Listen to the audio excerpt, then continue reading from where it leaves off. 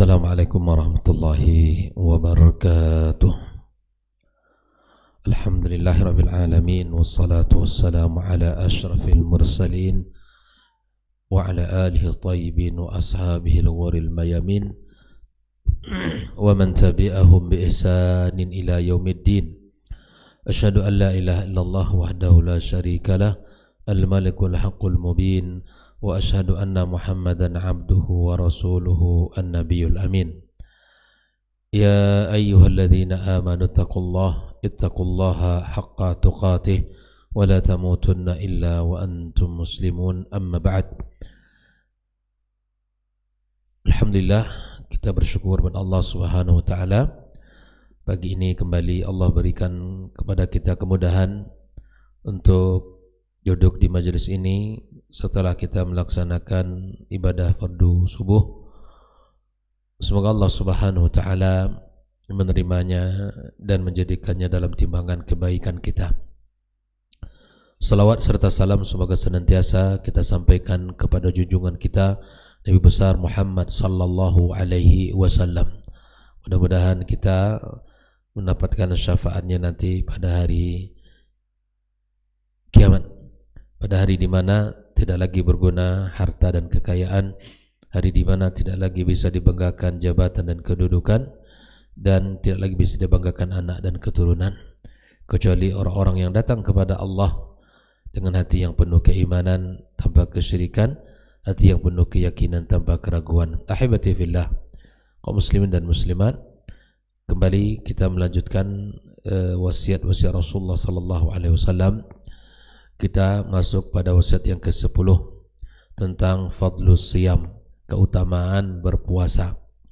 An Abi Umamah radhiyallahu taala anhu qala, beliau berkata, qultu ya Rasulullah, aku berkata wahai Rasulullah, murni bi'amalin yudkhiluni al-jannah, perintahkan kepadaku satu amalan yang bila aku kerjakan Allah akan masukkan aku ke dalam surganya.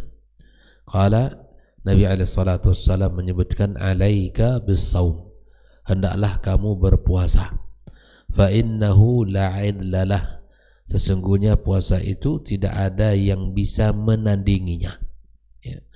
Qultu ya Rasulullah, lalu kembali dia berkata, wahai Rasulullah, murni bi'amalin, maka perintahkanlah aku untuk satu amalan. Qala, lalu Nabi berkata, alaika bis-saum, kedua kalinya Nabi mengatakan, hendaklah kamu berpuasa. Fa innahu la idlalah, sesungguhnya puasa itu tidak ada yang bisa menandinginya. Qultu ya Rasulullah murni bi'amalin, dan ketiga kalinya Abi Umamah berkata, ya Rasulullah, perintahkan kepadaku satu amalan.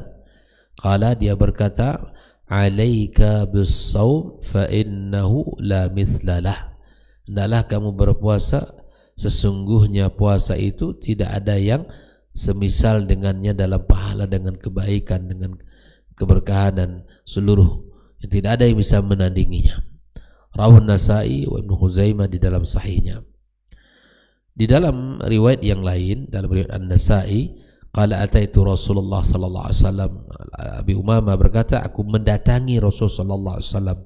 Faqultu, aku berkata, ya Rasulullah, wahai Rasulullah, murni bi'amrin yanfa'unillahu bih.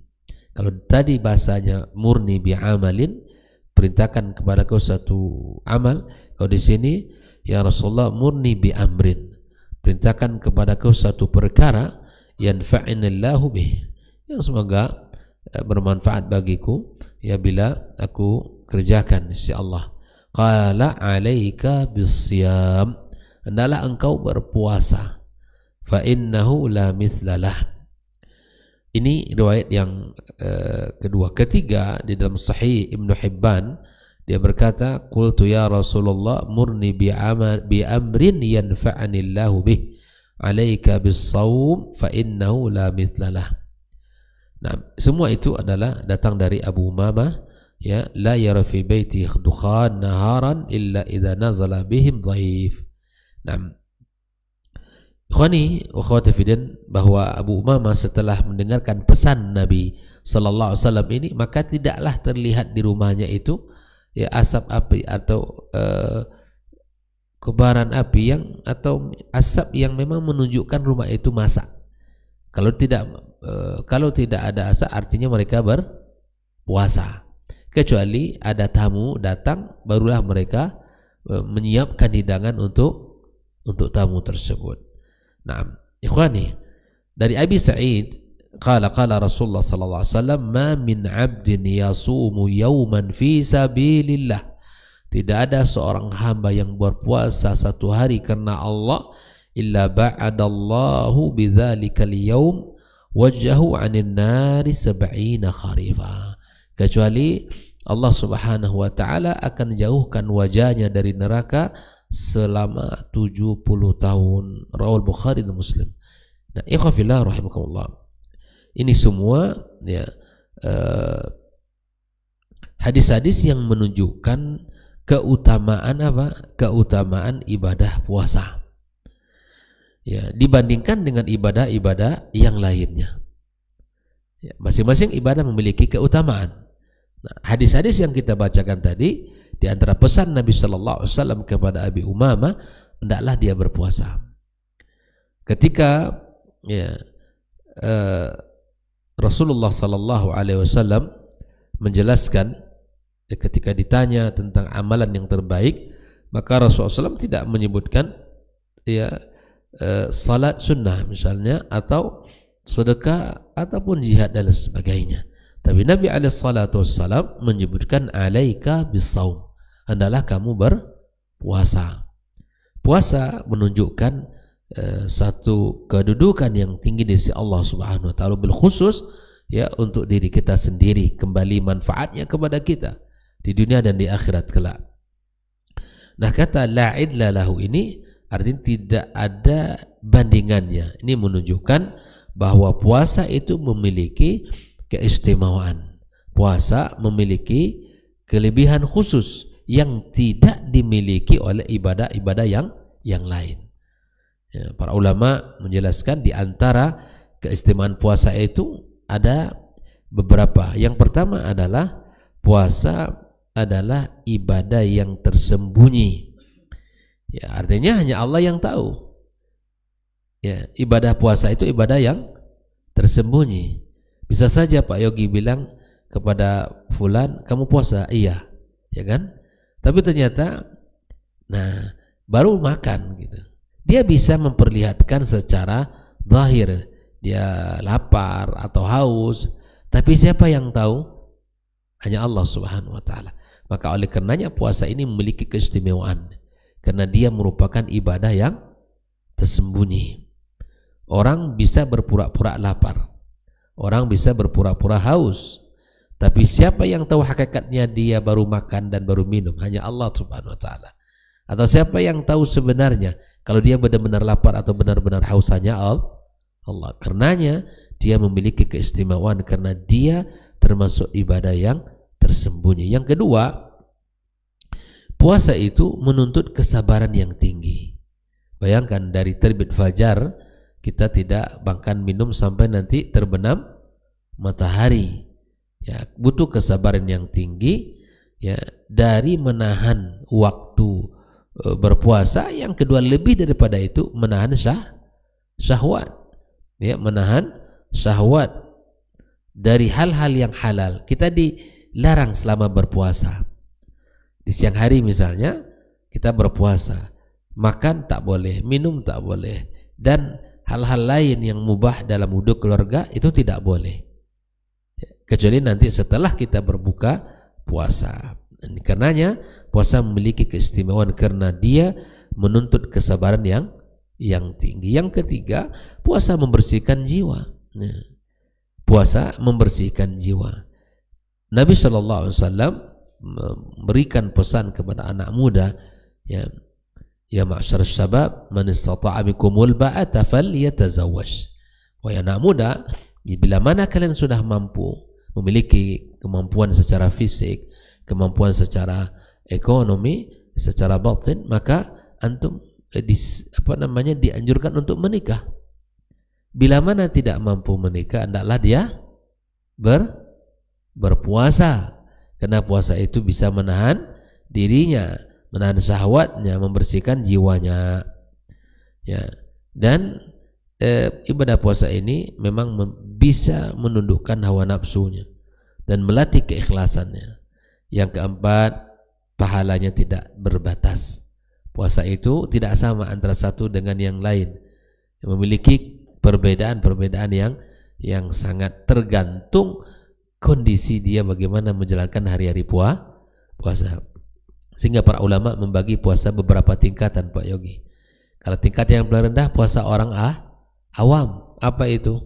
Hanya menahan makan dan minum. Lisan yang enggak ditahan, enggak berpuasa dari ngomongin orang. Lisannya tidak ditahan dari perkataan-perkataan yang kotor, yang buruk. Enggak. Hanya perutnya saja yang berpuasa. Tidak makan, tidak minum. Nah, ini puasanya paling rendah. Nah, kita tidak ingin seperti ini. Puasa kita berkualitas. Bila mana kita berpuasa, mata kita berpuasa, lisan kita berpuasa, perut kita berpuasa, dan seterusnya, semua anggota tubuh kita dipuasakan. Dan barulah mendapatkan kedudukan yang tinggi. Nah, pahalanya tidak berbatas. Dari mana kita tahu? Nabi SAW meriwayatkan dari Allah Tabaraka wa Ta'ala dalam sebuah hadis qudsi, as-siyamu li wa ana ajzi bih. Puasa itu milikku, kata Allah, dan akulah yang membalasnya. Bayangkan, puasa itu milik siapa? Milik Allah. As-siyamu li wa ana ajzi bih. Puasa itu milikku, kata Allah, dan aku sendiri yang membalasnya. Rawahu Bukhari dan Muslim. Hadis yang sahih. Ya. Artinya memang puasa ini ibadah yang sangat luar biasa, ikhwah. Pahalanya tidak diukur gitu dengan sesuatu, tapi pahalanya itu tergantung kepada bagaimana kita mengisi hari-hari puasa kita. Ikhwah fillah, hadis ini menunjukkan keutamaan amal biasa, keutamaan amal bisa berbeda-beda. Seperti yang kita sampaikan tadi ya, bahwa masing-masing bisa mengamalkan amal tersebut, tapi bisa jadi pahalanya berbeda-beda. Contoh orang puasa saja lah. Kita satu keluarga saja, suami, istri, anak-anak, nggak ada yang sama pahala puasanya. Ya, nggak ada yang sama. Tergantung dia bagaimana menjaga anggota tubuhnya. Nah, sama dengan sholat juga begitu. Ada orang yang sholatnya pubar, ya, ada yang separuhnya, ada yang seluruhnya, ada yang seperempatnya, seperdelapannya. Semua itu tergantung daripada bagaimana dia menyelesaikannya. Bagi orang yang mampu menjaga puasa dengan baik, maka puasa bisa menjadi amal yang paling utama bagi dirinya. Ikhwah fillah, maka dari wasiat Nabi tadi bisa kita ambil faedah sebagai berikut. Pertama, puasa adalah ibadah yang sangat mulia, memiliki keutamaan yang luar biasa di sisi Allah Subhanahu wa taala. Seperti puasa Ramadan dalam hitungan hari, insyaallah akan datang, mudah-mudahan Allah panjangkan umur kita. Allahumma balighna Ramadan. Semoga Allah Subhanahu wa taala panjangkan usia kita dan Allah berikan kesehatan kepada kita serta taufik di dalam mengisi hari-hari Ramadan itu dengan ibadah. Yang kedua, keikhlasan adalah ruhnya ibadah. Apapun ibadah tanpa diikat dengan keikhlasan, maka ibadah itu akan rapuh. Ya, ibadah itu akan mudah, ya, ibadah itu tidak akan memberikan pengaruh apa-apa. Yang ketiga, puasa mendidik kesabaran, pengendalian diri, dan ketakwaan. Jelas, ibadah itu, ya, puasa itu mendidik kesabaran seseorang. Kemudian keempat, tidak semua amal dinilai sama. Ya, masing-masing memiliki keutamaan. Ya, yang pahalanya dapat berbeda-beda tergantung bagaimana dia menjalankan ibadahnya. Jelas lagi ya. Kita sama-sama satu rumah, anak istri, sama-sama puasa, tapi pahalanya tidak sama. Tergantung dia bagaimana menjaga hari-hari puasanya itu. Ya. Ada orang berpuasa seperti seakan-akan tidak berpuasa, ya kan? Lisannya enggak berpuasa, enggak menahan dengan katakan sesuatu yang tidak baik. Yang berikutnya, disunahkan memperbanyak puasa sunnah. Puasa Senin Kamis, Ayyamul Bid, Dan di antara pesan Rasulullah kepada Abu Hurairah radhiyallahu ta'ala di antaranya adalah ya tidak boleh berhenti berpuasa di saat ayyamul bid. Alaika bil bid, kata Nabi SAW, adalah engkau menjaga hari-hari al-bid, 13, 14, 15. Kemudian puasa sarana untuk mensucikan jiwa, bukan sekadar menahan lapar dan dahaga. Jelas, puasa itu sarana untuk membentuk jiwa, ya, mensucikan jiwa. Kita ini kan terdiri dari dua, yang abstrak itu adalah jiwa kita, ya, yang zahir, yang nampak itulah fisik kita. Kita berusaha selalu untuk menjaga fisik kita supaya tidak sakit, ya, maka kita juga berusaha untuk ya membersihkan jiwa kita, ya, agar tidak sakit. Baik, terakhir di sini memberikan motivasi umat Islam untuk tidak meremehkan ibadah puasa sunnah. Kenapa?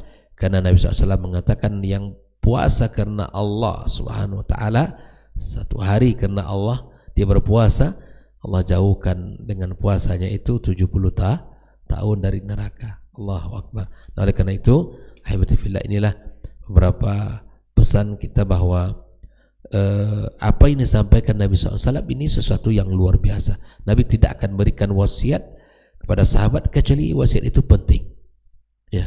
Nabi tidak akan mengatakan sesuatu kecuali hal itu penting. Di antaranya puasa. Kalau kita bicara puasa di sisi agama, sungguh sangat banyak dalil yang menyebutkan. Kalau kita larikan dari sisi kesehatan duniawi, juga ada banyak manfaat. Banyak manfaat. Ya, kalau kita larikan kepada kehidupan kita ini, maka sangat banyak manfaatnya di dalam kesehatan, ya, di dalam kesehatan kita. Oleh karena itu kita bersyukur kepada Allah Subhanahu wa taala dalam setiap keadaan, khusus ketika Allah berikan kita kemudahan di dalam menjalankan ibadah-ibadah puasa itu. Jelas? Maka oleh karenanya hadis ini menegaskan tentang puasa yang merupakan salah satu ibadah paling utama dalam agama ini. Salah satu rukun Islam, ya, alaika bisaum, ya, dan dengan keistimewaan yang tidak bisa dinilai, yang tidak disamai dengan ibadah-ibadah yang lain. Nabi sendiri yang mengatakan ibadah puasa tidak sama dengan ibadah lain. Keutamaan meskipun setiap ibadah memiliki keutamaan, tapi ibadah puasa, ya, memiliki keistimewaan yang khusus yang tidak dimiliki oleh ibadah-ibadah yang lain. Semoga Allah berikan keikhlasan kepada kita, kesabaran, ketakwaan, serta bisa menjadi sarana untuk mendekatkan diri kita kepada Allah Subhanahu wa taala secara khusus. Barakallahu fikum. Demikian pembahasan kita pada pagi ini. Semoga Allah Subhanahu wa taala terima dan Allah jadikan dalam timbangan kebaikan kita. Wassallallahu ala nabiyyina habibina Muhammadin wa ala alihi washabihi ajmain. Wassalamualaikum warahmatullahi wabarakatuh.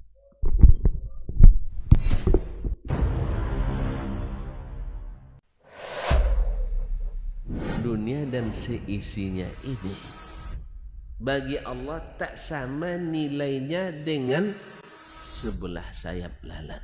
Barang siapa yang beramal untuk akhiratnya, Allah akan cukupkan baginya urusan dunia. Sayati zamanun 'alan nasi as-sabiru fihim qalqabit al-jamarah.